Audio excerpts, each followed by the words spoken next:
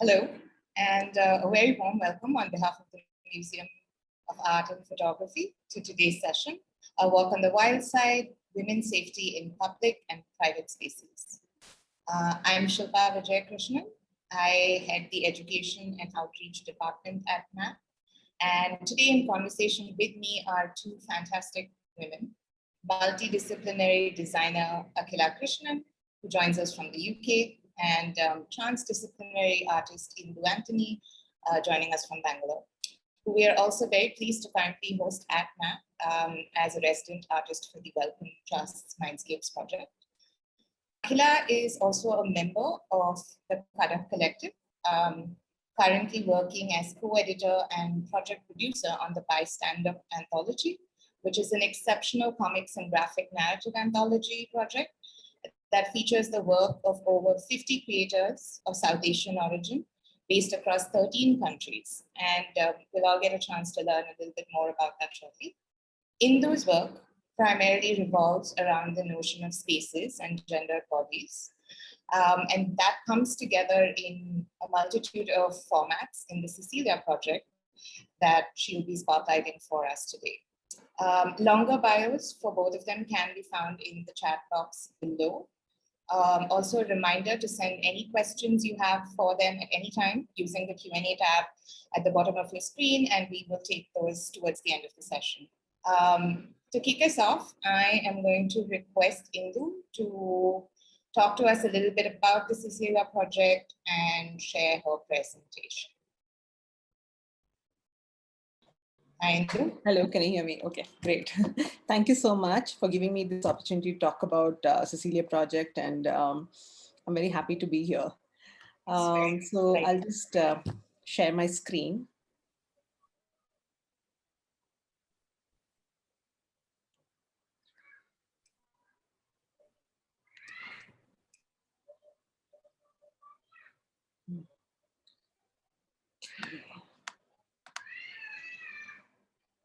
Great. Can you see my screen? Yes. Okay, great.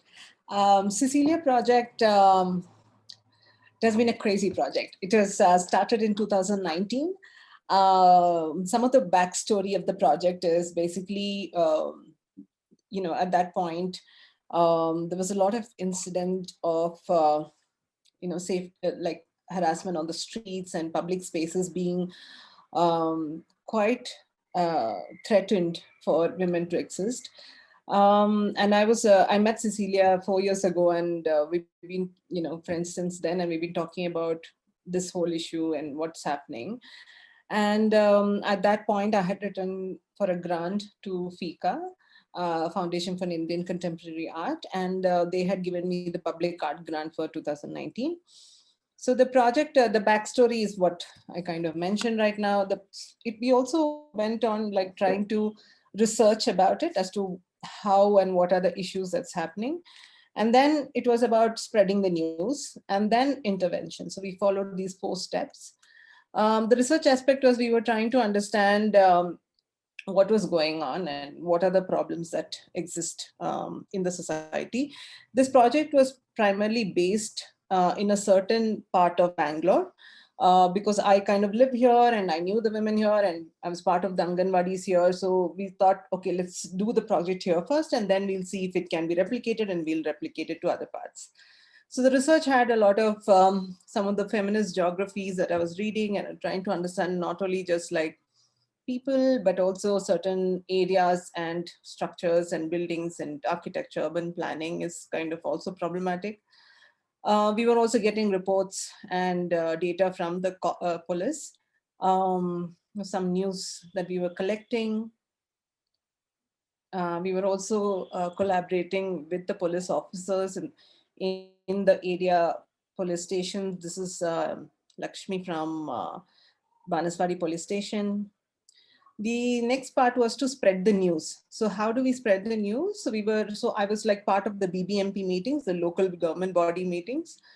I used to design these small posters so that we would have this first Saturday meetings. And then I started talking about this as to this was issue, what was going on. This was in the ward number 24, and I became a ward member. This is our cooperator, and that was a day when we released a certain kind of pamphlet to be spread for people.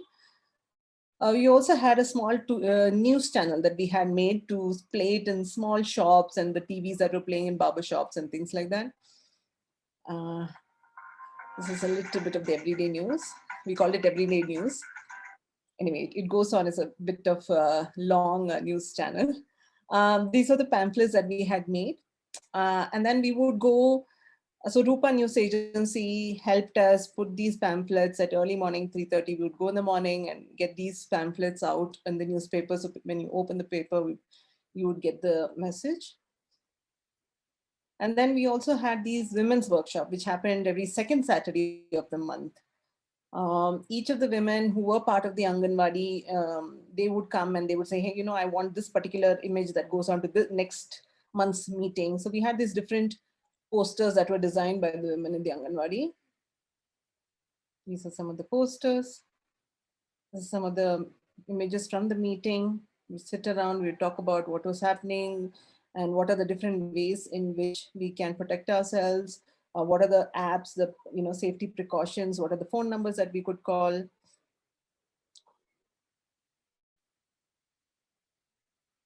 The other thing also of like, again, spreading the news part, which is about, we would do these open bar nights where these small shady bars which were not accessible. We wanted to go because, they were very dark and dingy, they're filled with a lot of men. So we would have these open bar nights where we would go as a group of women and, kind of be in that, it's kind of reclaiming that space in some way. And also, talk about what's happening around and why we were there. So these were some of the bars that we visited. We talk about what was happening, what were the projects that we were doing. So part of the project was also important to have these multiple collaborators. Like, for example, we bought flowers for these reopenings that we were doing. So we would talk to that, and everything was being sourced from people around here. In the lower picture, you see Shanti, she did the dress for Cecilia for the reopening ceremony that we had. And then Cecilia, so then what was we wanted a celebrity. So knowing Cecilia and she being part of my life and having gone through a lot of things in her life, she said, I'll be part of it. So I said, okay, let's make you a celebrity. I started taking photographs of her. And she was, all these are her own clothes, and she was anyway a celebrity in her own way. So we just like, this is just for social media and trying to put it in print media.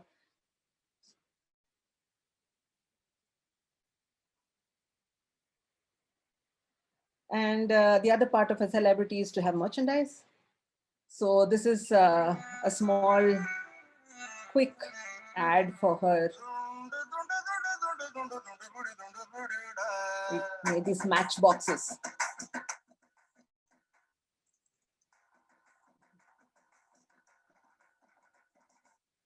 There were these matchboxes, with some stickers, there was tiny dolls that we had made, also some zines, some litho posters. So it was very interesting because when I spoke to him, it was the last litho poster that he was making in that shop, because he was like, the litho posters were very popular when there were these porn films that were being made. And he was like, I can't believe I'm making this as the last, which is talking about safety for women. And very sweetly, he made this beautiful litho poster, which we stuck when the reopenings happened on the street. We also did like small workshops in different schools at that time. We talk about gender disruptor and this lady who would come to help you when there were things that were going around. We would make these tiny dolls with them. So the reopening. So we in 2019 we did 3 reopenings. So there were these the invitation cards that were given to people around that area. And then Cecilia came in this car, which was all dressed up and, with all the litho posters and flowers and things like that. And she would come and cut a ribbon in that space. We had these small little shamianas that were made. The local cooperator was invited. And this is Leka, and she was talking about what the program was. And then a street was reopened. So these were anyway open streets, but from the data and what we were collecting, we realized there were certain areas where women were attacked more, and that's the space that we were reopening. This is a second reopening that happened.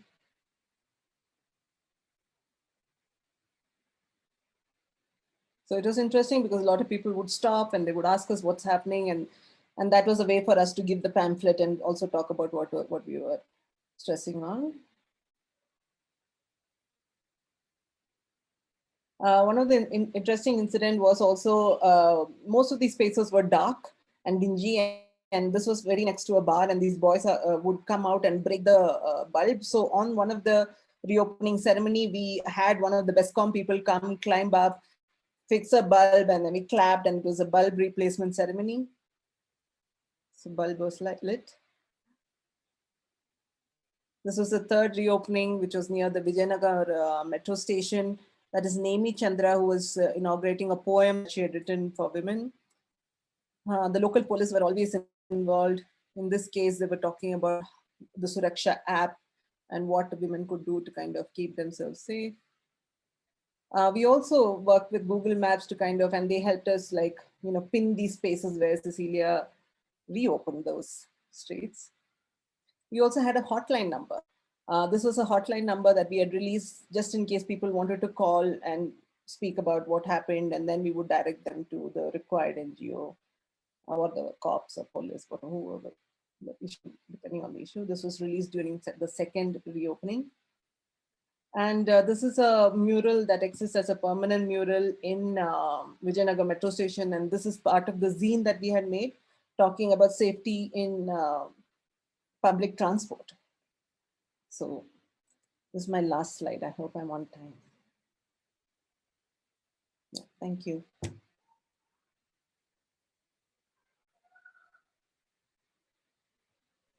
Thanks, Indu.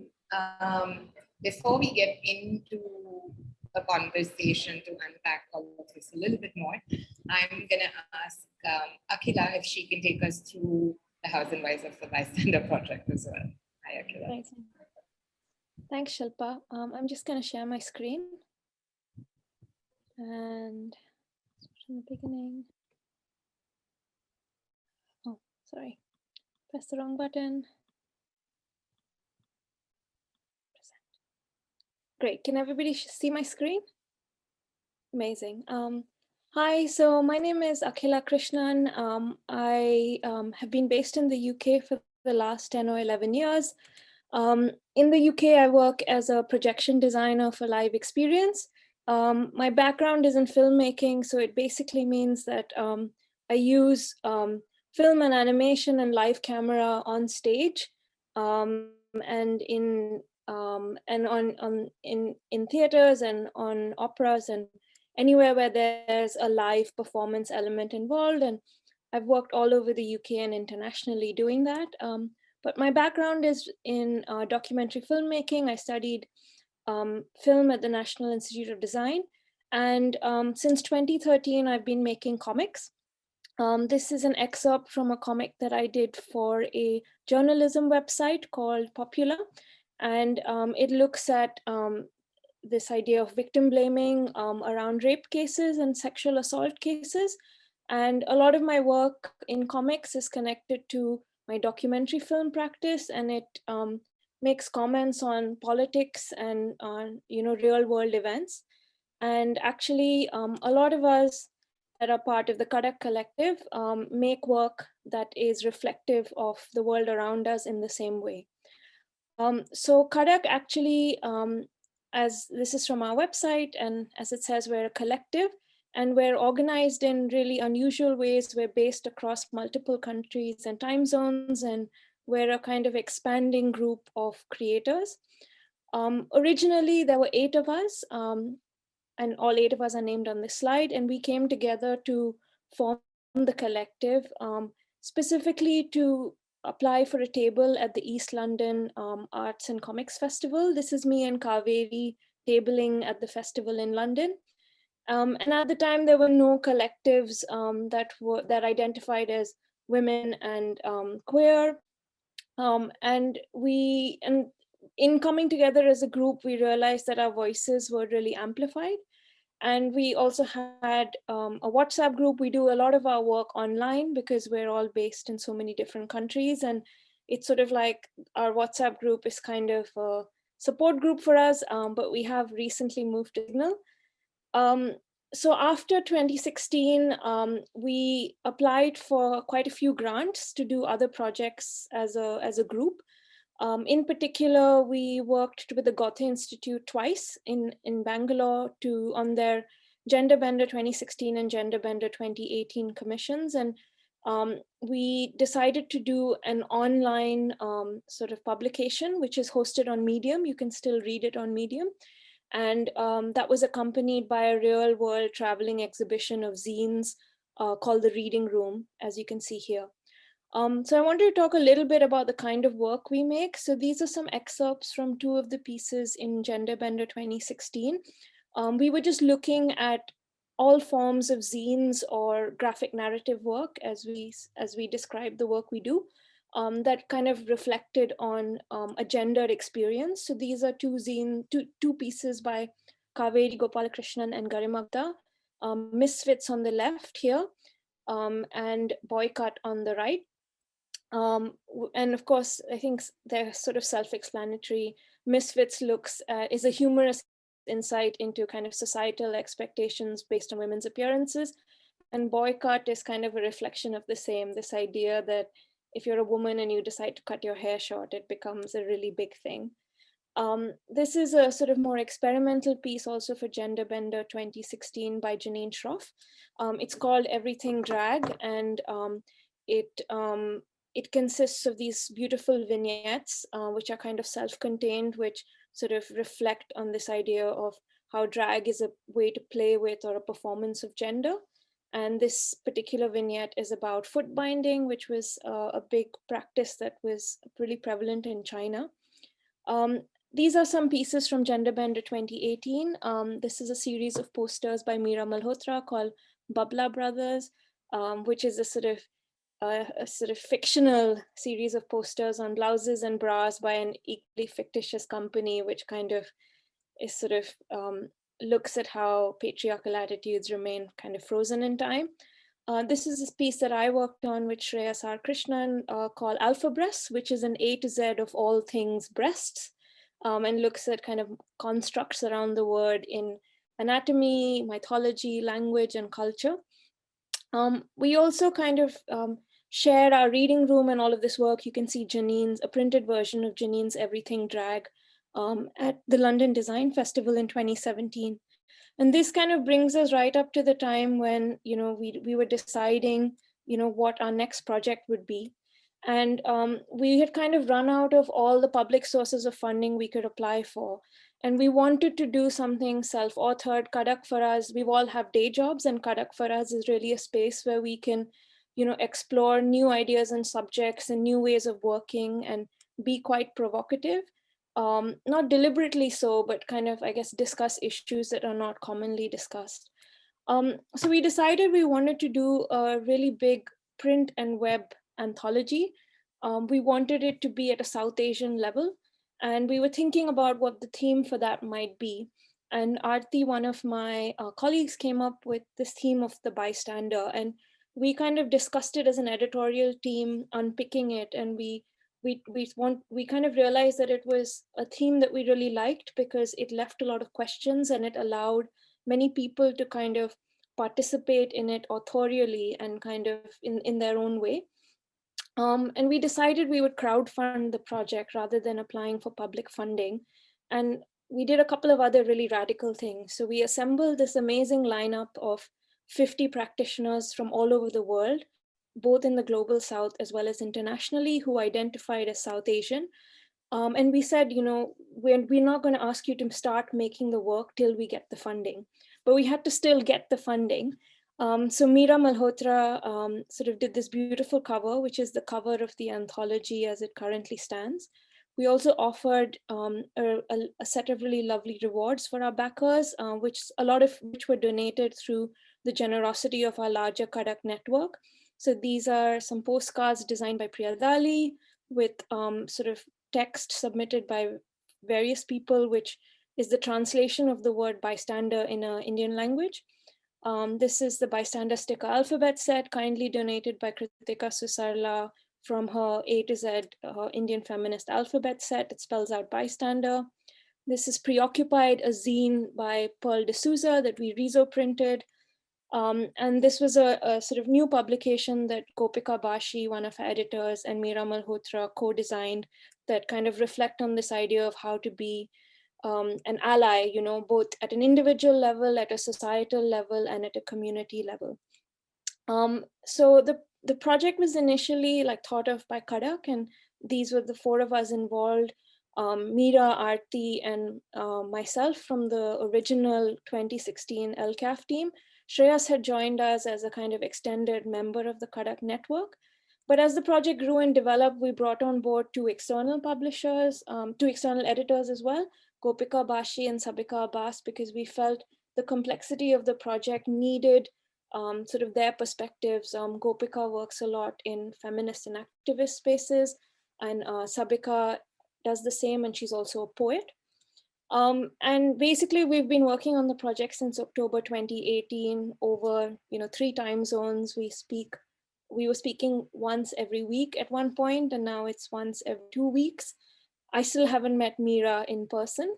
So we're very much like a feminist collective that works online. 1,601 people backed our Kickstarter, 976 were backing it for the first time, which is quite huge. And this is a sort of breakdown of the various countries they come from. We're currently in shipping mode for the pandemic. That's me with 6 of the boxes of the books at my home. And I wanted to just showcase just few quick excerpts of some of the pieces in the anthology that sort of resonate with some of the themes of this talk. So this is Note Contini, I'll See, We'll See, by the Aravani Art Project based in Bangalore. And they're all real life incidents, experiences by trans women. They've sort of drawn these themselves. And so this is sort of just an excerpt, but this is a piece called Nice Martini, and it's about this kind of performance that women and trans women especially have to play in public spaces because they're constantly threatened in these spaces just simply because of who they are. This is an excerpt from Select Focus by Aarti Parthasarthi and Shreyas R. Krishnan, which is a really complex piece on sort of media and truth and image making in the world that we have today. And there's a section in it that talks about Rana Ayub and the deep fake video that was made of her. This is an excerpt from Walking By, also by Janine Shroff, which sort of details a real incident of assault at Juhu Beach, where she was sort of attacked by these 2 boys and nobody around helped or did anything. And these are excerpts from 2 pieces on our web anthology that you guys can actually look at online, even if you don't have the book. Ghurti Nazar on the left by Sabika and Samya, and Being the Good Girl on the right by Valentina Vecchietti from the Kadak Collective and Kritika Susarla. Thank you very much. Yeah,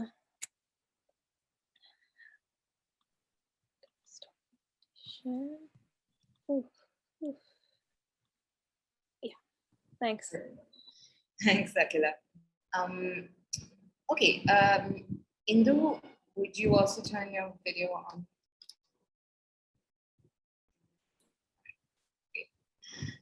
So given the topic for today's event, I was thinking that we could just start with talking about specifically the safety of women in public spaces. Indu, you already mentioned that the backstory to the Cecilia project was the idea that India has been in fact named as one of the most or the most unsafe country in the world, and probably every woman you know has anecdotal evidence to sort of offer, in that respect. But something that I thought was interesting is that in the Cecilia project, you're also moving beyond the idea of just the road, and you're looking also at spaces where women are invisible, right? So whether that's the shady bar, or whether that's the barber salon, or any of those kinds of spaces. So I was thinking, maybe you could talk a little bit about how we view public space in this context, not just as women being visible in that space, but also actually active in that space, not just, moving through space. Yeah. So when we were having conversation and trying to understand as to what are these communal spaces which women inhabit, what are these public spaces that women get together and sit around, or it's very hard to even like sleep in Cubbon Park on your own, or even like stand in different spaces. So it's always a question of what are these spaces. So when we started talking and we started asking questions around as to what do you think is like a safe space, and then that's when we got to know that we heard about gynecology waiting rooms as safe rooms, gynecology department waiting. We heard about beauty parlors have safe spaces as these Anganwadi spaces. So again, it were closed inward spaces, right? They are not public spaces. So that's when we started trying to understand, okay, who's taking over and what is the question? Let's start a conversation. It's very hard for a complete transformation or a change to happen, but let's start conversation. And then one of the area that we live, where I live, once held a world record or so of having the largest number of bars in a 1 kilometer stretch. But again, all of them inhabited by men. Most of the time they're shady, they're dark, it's very hard to walk in. And to have alcohol for a woman, you have to go to a pub or a club or whatever those spaces, and the alcohol is expensive. We have right to cheap alcohol, but why not? What's wrong with these spaces? So that's when we started talking about, okay, let's try and intervene and kind of go into these spaces. And also, you look at the geography, it's very evident of there will be a barber shop, next to that will be a hardware shop, next to that will be a bike mechanic shop. So these things started becoming more and more evident when I started reading about feminist geography and what is urban planning and why is it really patriarchal in nature. And that's how kind of identified these spaces. I hope that answered the question. So with the bystander project, Akhila, I think that, like you pointed out, it was interesting that the common assumption of who is a bystander and what the meaning of the word bystander really implies is something you're calling into question in some ways, because you're saying there are different kinds of ways of being a bystander, and that kind of inquiry process.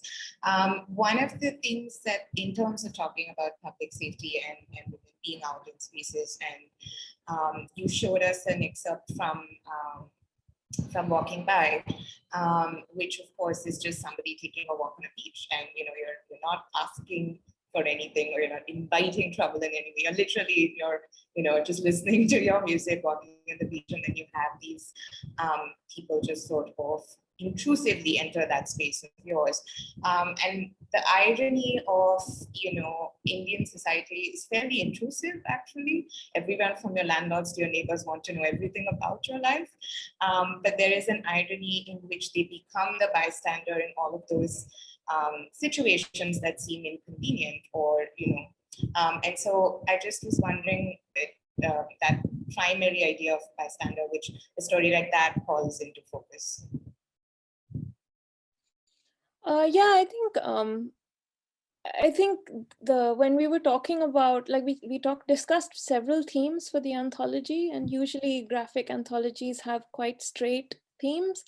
And we picked one that was very complicated, and it's actually deceptively complicated as a creator. When somebody comes to you and says, this is the commission, and we had a very unusual kind of commissioning model and a very unusual authorial model. So, never each creator created in their own style, and as art directors, we didn't attempt to change that. We just tried to amplify their own voices. And so no story was wrong, and everybody responded to the themes of the piece in their own personal way. And I think it resonated with, I mean, we debated it a lot amongst the core editorial team of 6, all of whom have their own identities and their own perspectives. 2 of us, grew up in India, but now don't live in India, for the last 5 or 10 years. So, we kind of, I think we gravitated towards the theme simply because, as you've pointed out, you can be a bystander in one way, and in some ways you can be a kind of, I don't want to say, oppressor, but, it's like a complicated power situation and there's a lot of privilege involved, so, in India, like, or, even the UK now, we have, there's a big issue, there's a big protest happening around women's safety, particularly with regards to the police, and we're all, as women, we're all vulnerable. As an immigrant, I guess I'm, vulnerable to an extra degree. I don't go to protests because if I'm arrested even by accident, I will be deported. So that space is like additionally unsafe for me. So I think what we realized is that this idea of a bystander is not binary, it's not black and white, it's actually very complicated, and your identity and where you are and who you are and what age you are, and they all kind of add layers of meaning to that situation. I hope I've answered your question. Yeah.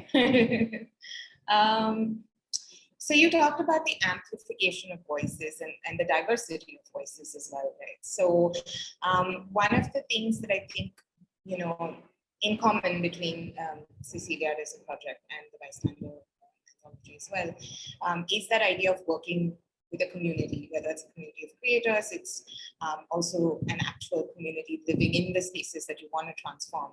And so this is a question for both of you.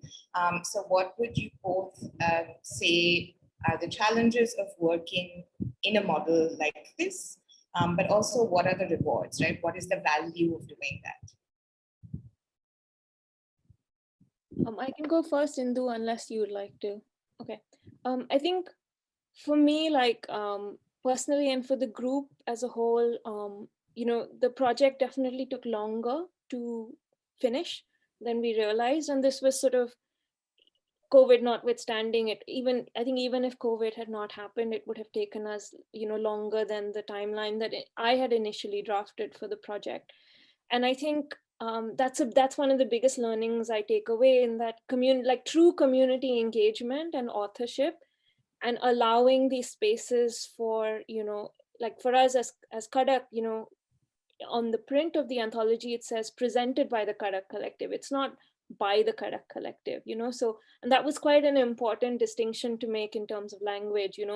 Each of the creators own, the IP over their own work, and that was another big thing we wanted to set in place. So I think, but we would have never come up with an anthology, with the number of languages we have, with the number of stories we have, like with the number of visual styles we have, that's sort of held together by a kind of unified color palette and this sort of very strong and kind of very complex theme.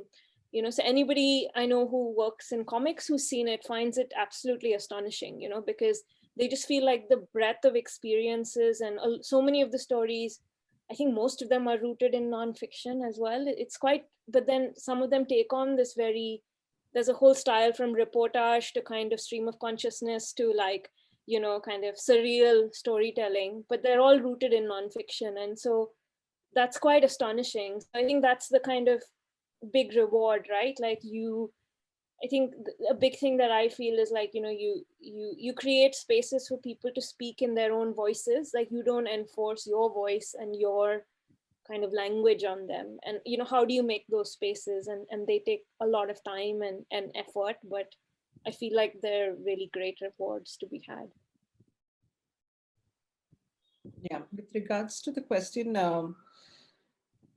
when you're doing such a mostly like a groundwork kind of work, it is there are multiple aspects to it. Like it is also self-threatening to me and my personal space. Like I had people walk up to me, some men walked up to me and said, because of you, my wife started talking back.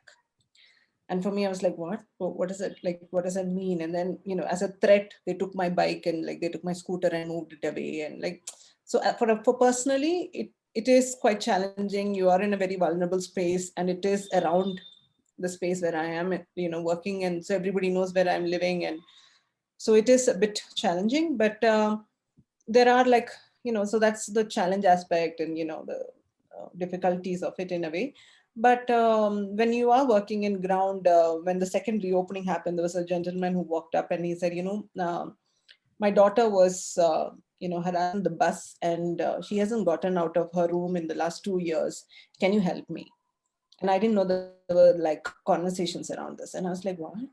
And then we were able to provide like some numbers of a certain NGO and some counselor, and then help. So that one person coming up itself was like, wow, people are listening. Even if it's on the street and we're talking, there were people who were like, oh, ladies matters. They would brush us off, but there were people who were listening. So, if you weigh it down, I'm really happy for having these conversations. So this this thing of where you're saying this man coming up to you and talking to you, is also a sense of satisfaction with actually seeing some impact, right? Like there is a change, whether it's one person or it's, you hope for more, but even if it's one person, it is actually seeing change transpire. And so my other question was to largely look at just the idea of art making itself. I think this is a line somewhere in the Bystander anthology, it's somewhere in your introduction or preface, where you talk of how art making can be inherently politically charged, that it can be, it is the tool rather of communication and change. And in Indu's case, your project is also, it's actually interventionist, right? You're doing the workshops, you're also having these conversations in on the ground, as you said. So I just wanted to ask you both to sort of maybe talk about the medium and the idea of why art making is an important part of this process.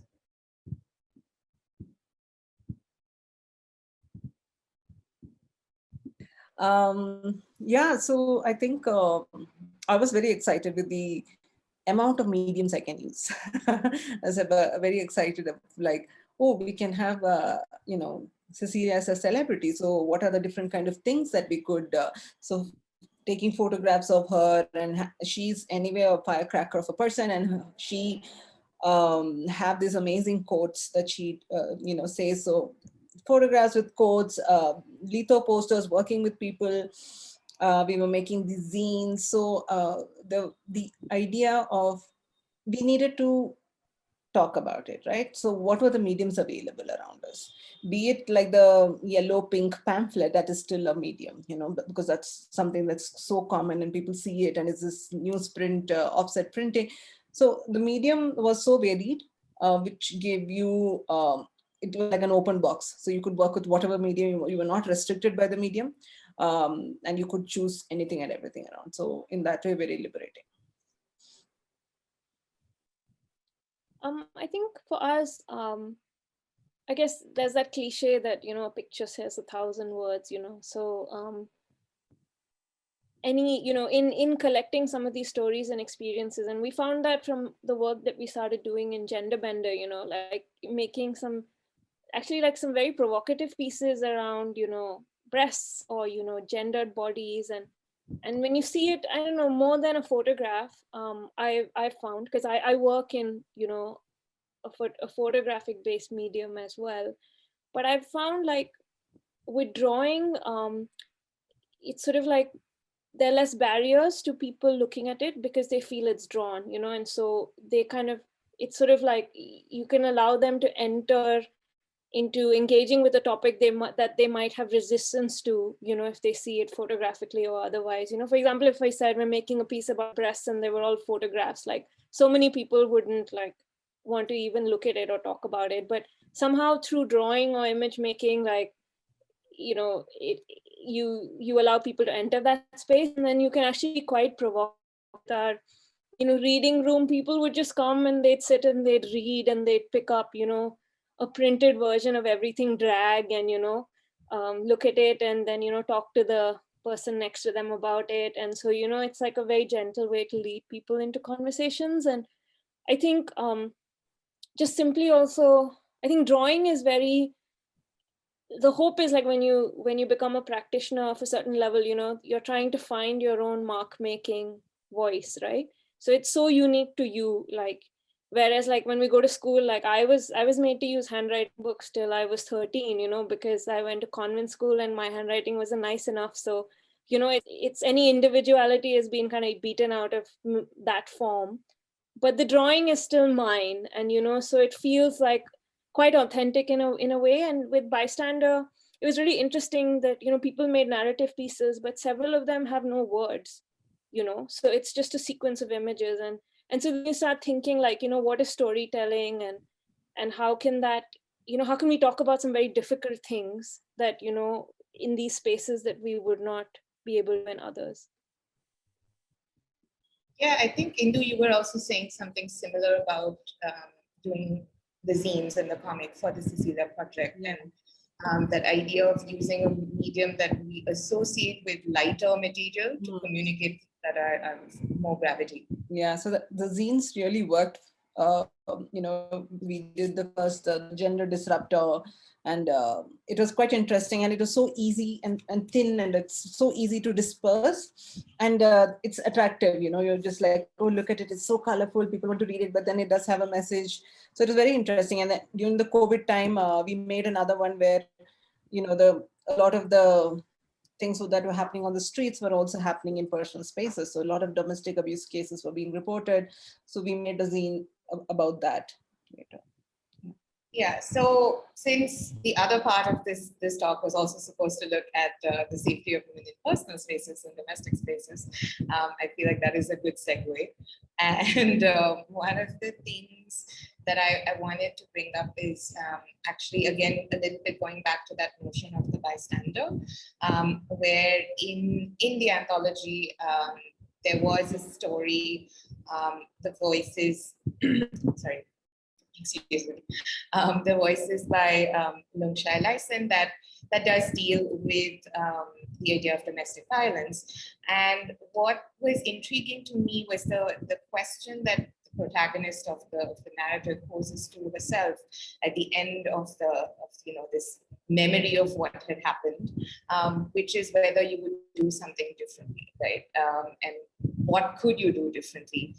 Which again brings up that interesting sort of irony where, when you, even when what impedes you to act, or what, you don't necessarily even know sometimes what it is that you should be doing, what is that personal boundary, kind of that question of crossing boundaries into somebody else's space. So I was just wondering if the two of you maybe want to talk a little bit about, so in Cecilia, is there any element of that is also happening in the other projects, right? In terms of the safety workshops and the conversations you're having with women in Anganwadis, how much of it goes into the personal space? And like you said, even in your example, in lieu of people threatening you, sometimes your personal space is invaded even when you're in a public space. So the line is quite thin over there. Yeah. So even like the women's workshop, we were all sitting together, and though we were talking about a lot of like what was happening in the public, and I would give examples of different things that had happened to me, they'd be like, what, the other day, he stuck a fork into me. Is that okay? So I'd be like, no, that's not. I mean, there are like certain helplines you can call, and you can understand what is domestic abuse and what. So the conversations, a lot of them moved into these domestic spaces as to this, he threw a plate, but it didn't hit my face. So I'll be like, but still it is abuse, like this is the so, but at the same time, I was also very wary of the fact that I became the yes or no person in some way. I became like, oh, let's ask Indu, let's ask her. And I was like, no, I would always, because I do not have the training of being a counselor or, any of that. So I was like, no, I will give you phone number of people who have been dealing with all of this for the really long time. So yeah, a lot of the conversations in the workshops were about domestic abuse. And I think that's it's quite interesting where, you're not sure if you're being abused or not. I mean, you're questioning that idea yourself as the person in that relationship. Akhila, is there something you would like to add to that? Yeah, I think just sort of coming back to the question of that bystander, right? Like, I think you can ask yourself, often, especially in cases of sort of emotional abuse, where there's control, but there isn't any, physical sign of physical trauma, but there is sort of deep-rooted emotional trauma and control. You sometimes you feel that you're just a bystander in your own life, right? Like that lack of, I think the word is so provocative because it implies a lack of control, but why do you feel that way? Is it because of your gender? Is it because you're in a minority in a crowd? So sometimes when you see a mob beating up somebody, which happens, sadly in India a lot, we're all brought up with the thing, don't interfere, like never interfere in a mob situation, because, and I faced it myself on a train, they thought I was a boy once and I got roughed up on a train and nobody helped, because you're just like, I don't know if somebody did something wrong, or, and there's a kind of powerlessness that comes with it. And I think ultimately, all like this is what we're seeing last year, right? In all the big protests that are sweeping the world, a lot of people are saying internally, okay, for me, this is a hard line. Like now, I have to speak up. And so really, like, beyond a point, like nobody else can make that choice for you. And you have to make that choice for yourself, and also to be able to do that, I don't know, in some cases is a privilege, and in some cases, it's sad because you kind of reach the end of, what you can bear. So you speak up, That idea that you brought up, the idea of being a bystander in your human life, it also kind of extends the conception of what personal spaces can be, right? So if you start looking at how mental scapes are made and how we're all conditioned to think and behave in certain ways, and a lot of that is so entrenched that it takes like constant conscious like unlearning all the time, and there's no end to that unlearning in some ways. So I was just like, in terms of some of the comics in the anthology to look at that idea of being a good girl, or like those sort of conditionings, the gendered ways in which you're expected to behave, and how that also then reflects on the street. It reflects in workplaces, it reflects everywhere, right? So it both from a question of what actually makes it safe for a woman anywhere, really. Is it that you're older, you're accompanied by a man, you stay silent, you're dressed a certain way? That's what actually becomes this concept of you being safe, which is obviously not real or not true, because none of that really makes it safe for anybody. And the second thing was also about how then do we create, how do you build empathy, and how can projects such as both of yours do that? Like, how do we bridge that gap between what it is we think we should be and who we should be, and the right to be as you are? I think that's a really good question. I mean, the second part of it is, I find a little bit simpler. So I guess I'll start with the second part. I mean, I guess we build empathy just by sharing our stories, right? And talking about our experiences and putting that out there. And that's already hard to do, So for several of, the contributors, they were, especially like those in India, they were making their pieces in the midst of the CAA protests. Several have identities that, made them feel vulnerable at the time. And there was just a huge upheaval going on, from India, with a kind of ripple effect all over the, global South, and even, in amongst migrant communities in the US and the UK. But I feel like we can only, lived experience is lived experience, and you can't, I think you can get angry for somebody for like maybe not being empathetic enough, or being able to see the nuances of your lived experience. But I guess if you tell them what it is like and they truly listen, and then they ignore it, then I feel like that's the only way to be. Otherwise you spend all your time and energy being angry all the time, and that's just exhausting. And I have found, like, as an immigrant here, and one of the pieces in the book is by Sabah Khan, and she takes this idea of being a good girl even further by talking about this idea of a model minority, which the Indian community in the US, for example, is held as an example, right? And the amount of pressure that second generation kids feel, to be lawyers or doctors, or there's a whole thing.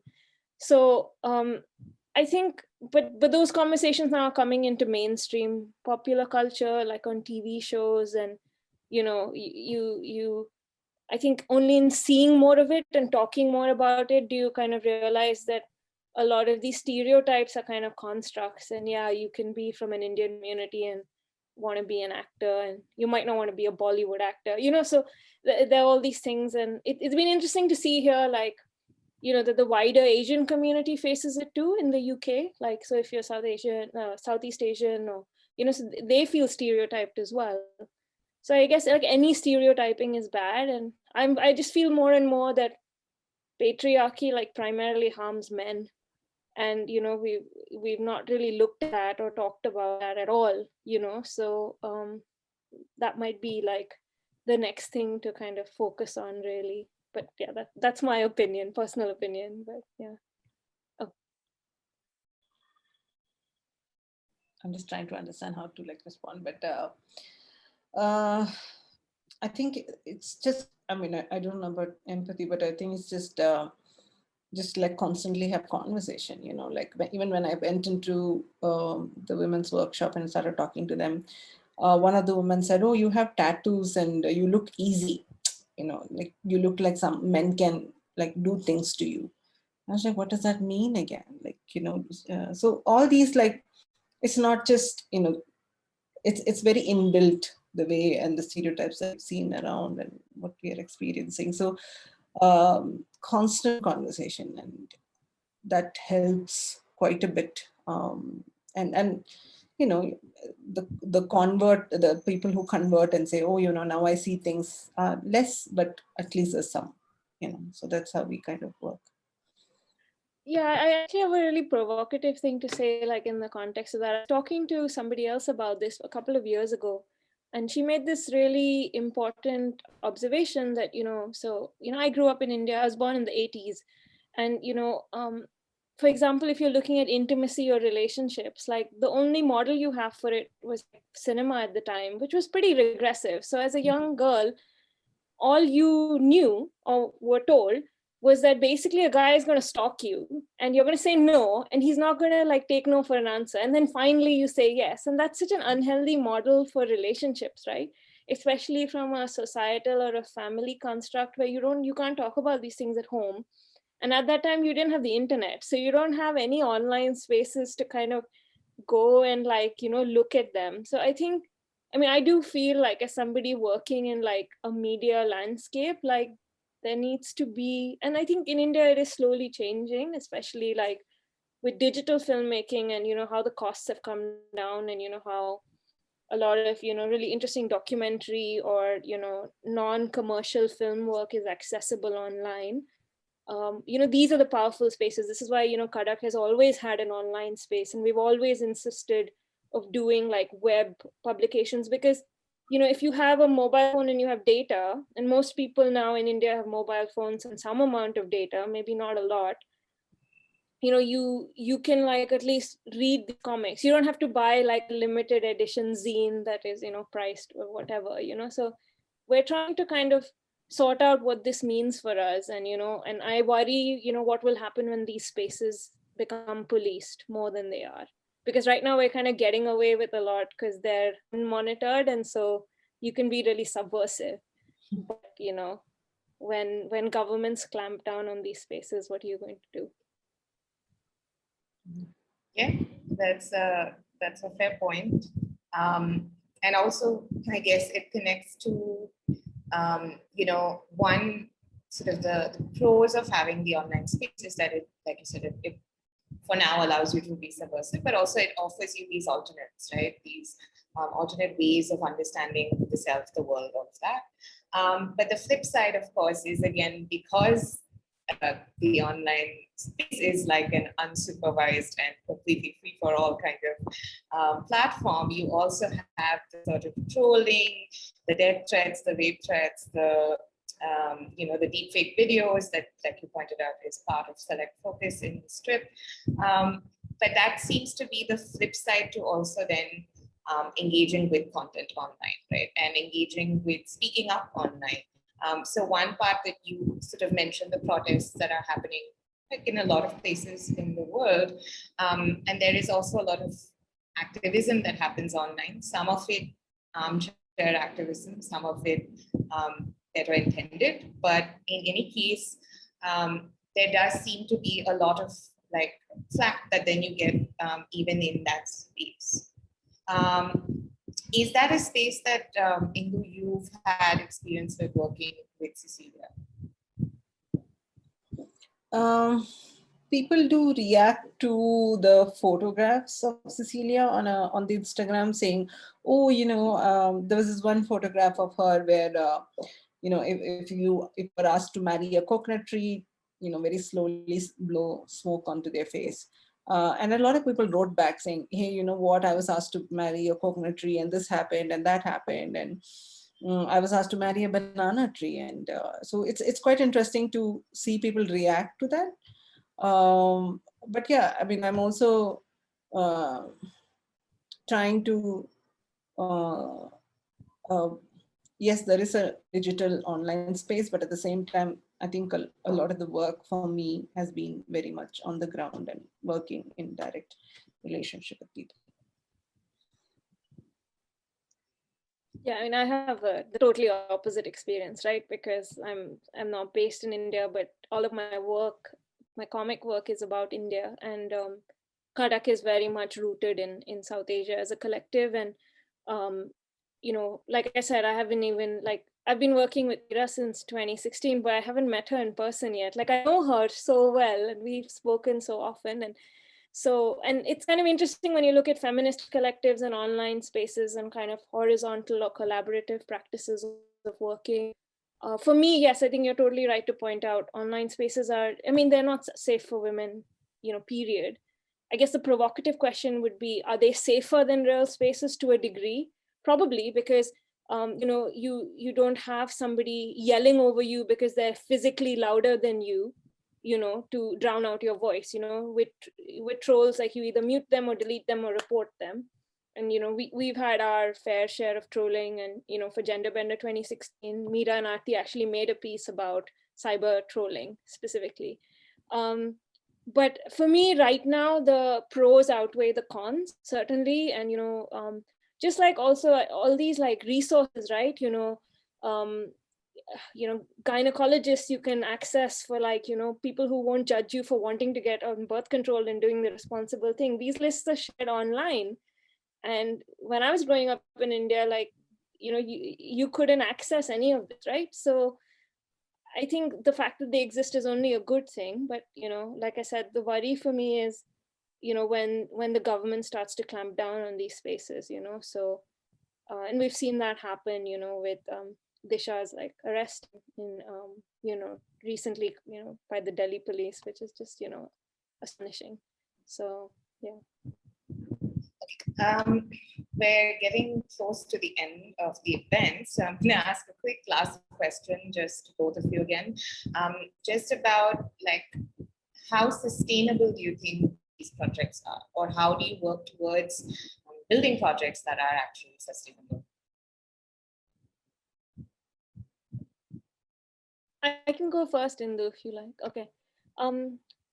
Yeah, I mean, I think this is quite hard. This is a question that Kadak asks ourselves a lot, because I think from the outside, we look like a company, and we look like we're kind of like this big, team.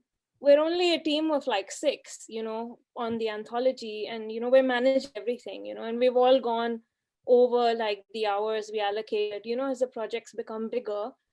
And we all have other jobs that actually pay our bills, you know. So at this point, you know, the project, we were never in the project for money and, you know, for the money it would pay us.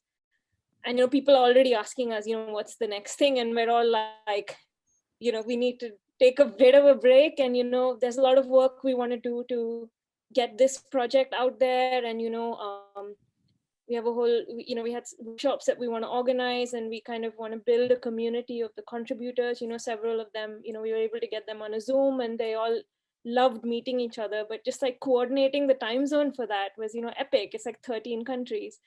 So, and we also want to, you know, in the short term, do a resource on how to do crowdfunding, because several people ask us, you know, how do you do a project like this? How do you raise this kind of money? And, you know, there are like several practicalities, you know, because we, you know, we wanted to do an international audience, and, you know, Kickstarter, you know, chose us as a project they love, which meant that, you know, we got sent out on their newsletter. But you can only run a Kickstarter from the UK, the US, or you can't run it from India right now. So so people don't know that because there's no disclaimer, you know, anywhere. So, you know, we've had emails from people that we've tried to, you know, get back to on time.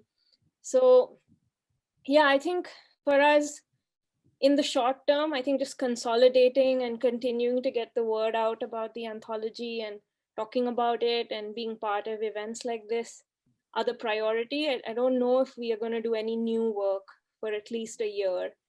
And I think maybe Indu can talk about that as well, because there's this idea of bedding, right? So you're already doing something that's quite a big thing. It looks really simple, but it's actually huge logistically and conceptually and creatively. And I'm coming like more and more around to the fact that rather being, you know, like this factory that produces things meaninglessly, you know, how can we make work and then allow it to bed and reach communities or people who you know, it can really change the way they think. And that there's an investment in that needs to be valued, I think. Yeah, so great question, and I keep wondering how to continue Cecilia project. It was funded for 1 year by PICA, but after that, what, you know, and it's quite hard to do something and we did everything in such grand scale, you know, this huge street and, you know, hiring things and doing all of that.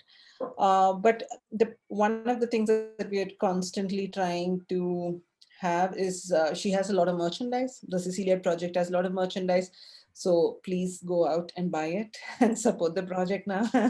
But also trying to make zines and, you know, all of these will be available properly for sale. Yeah, but buy these things. And at the same time, also looking at one of the things that working very closely with the BBMP government and BBMP, the government body here, was that there was a lot of women and children fund.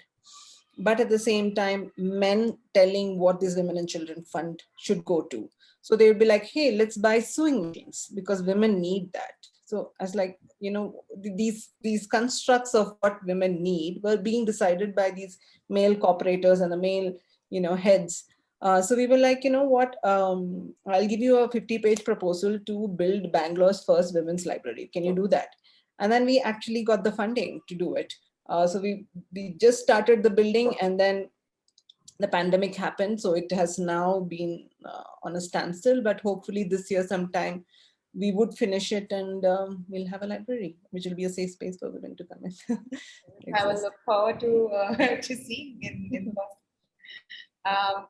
unfortunately, we are over time, so I am gonna wrap this up now. But thank you both so much for agreeing to come on this talk today, for giving us your time, for being so wonderful and sharing all of your thoughts. Thank you also, Gaganpreet, for interpreting for us today. And thank you for everyone who logged in and watched us through.